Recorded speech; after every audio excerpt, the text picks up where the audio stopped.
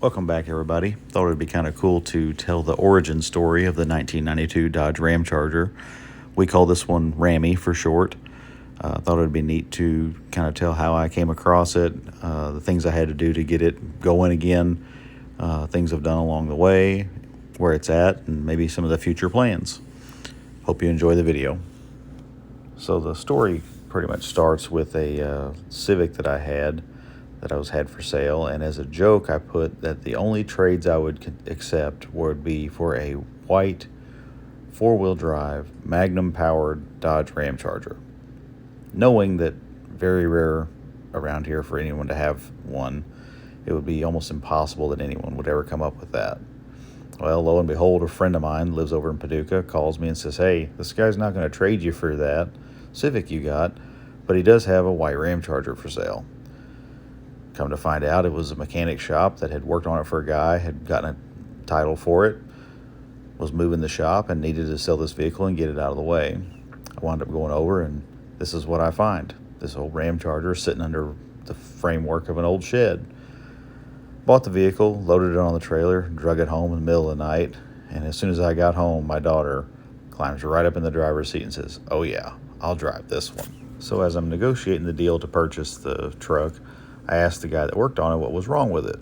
His response was that the wiring had been messed up by rodents or squirrels, and that's why it wouldn't start. Come to find out, the fuel pump module had absolutely corroded itself to pieces. The fuel pump was locked up. It wouldn't fire it up at all. No fuel pressure. Pulled the tank, pulled the module, bought a new one, replaced it. Turns out that the bottom of the filler tube, which was metal, had rusted out. The anti-siphon valve had fallen in the bottom, and it's that green ball. The frame was packed full of mud, so I cleaned all that out. The skid plate was packed full of mud, so I cleaned it out and covered it in bed liner, and had to make a new filler neck because they're discontinued since about 2004. From there, a new grommet in the tank, put that back in, and actually got fuel pressure and could go from there to start diagnosing why the car wouldn't start.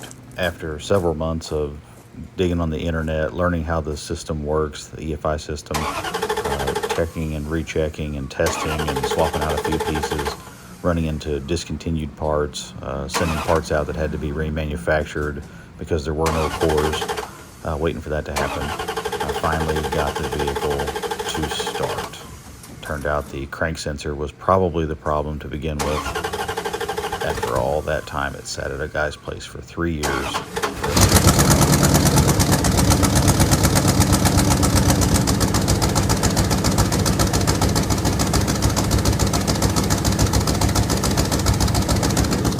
So now that it was running, we had to find out if it would drive. Turns out the transmission did run.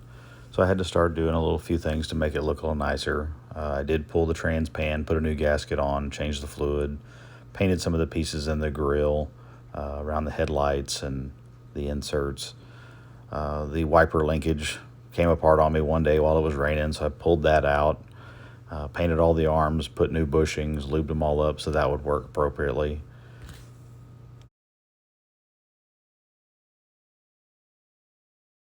Generally just start debugging the truck, find all the little issues, things that were worn out or just had gone bad from sitting.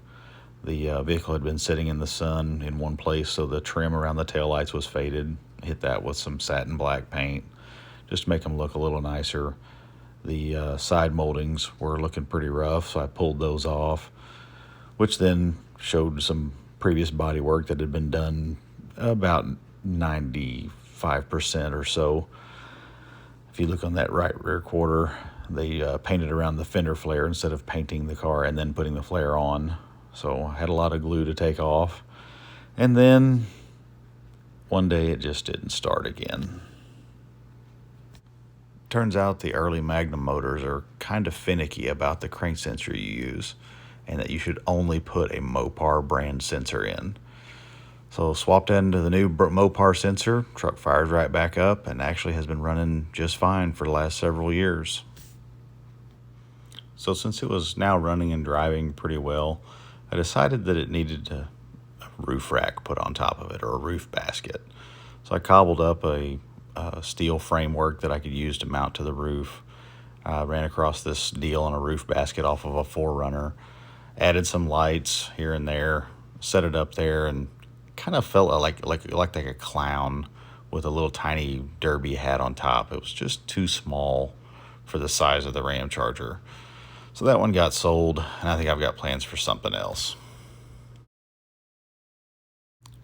So since I always seem to have a project, I was on the online classifieds one day and I run across an ad for 15 by 10 inch turbines off of an old first gen Bronco.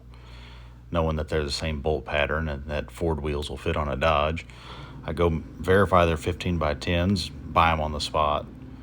Had the wheels sandblasted, laid on some self-etching primer, a coat of silver paint, and got them looking pretty good. Then decided that they needed to be a two-tone color. So after several hours of masking and then trimming the masking and then repainting the second color, I wound up with a two-tone silver and charcoal gray turbine wheel for my Ramcharger.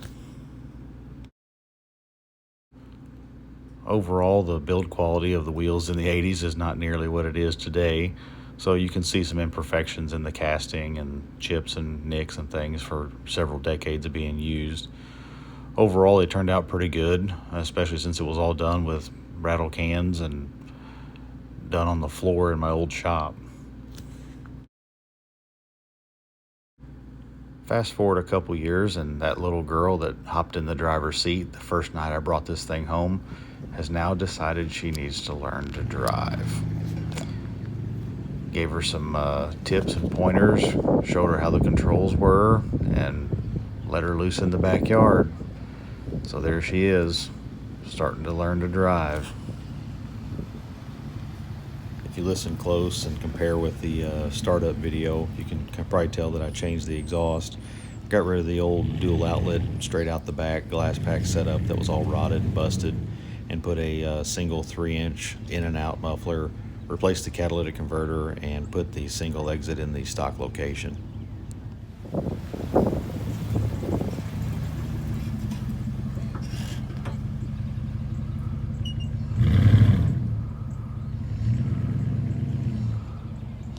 She's just itching to floorboard that thing. Speed demon, don't know where she gets it from.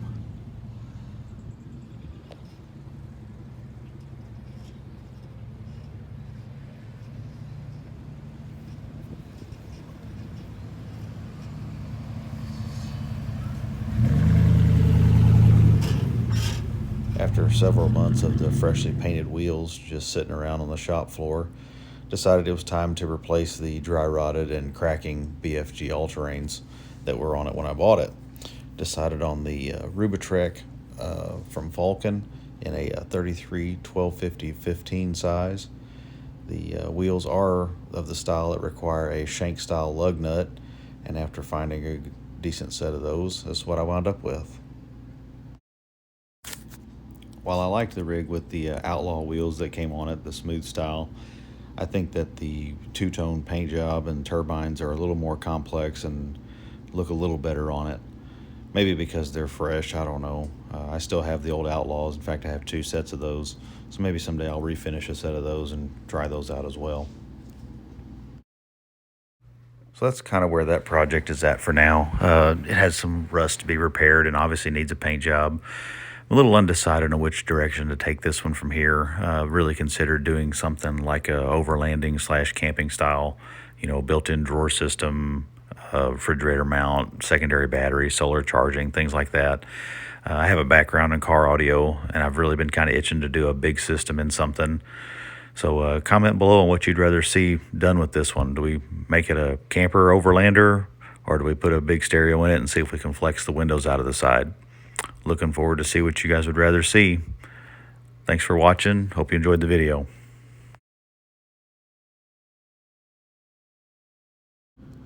Oh, and before I forget, this is not a Bronco or a Blazer, but also got a little piece of trivia. What year was the Magnum 360 introduced in the Dodge Ramcharger? Comment below if you know the answer.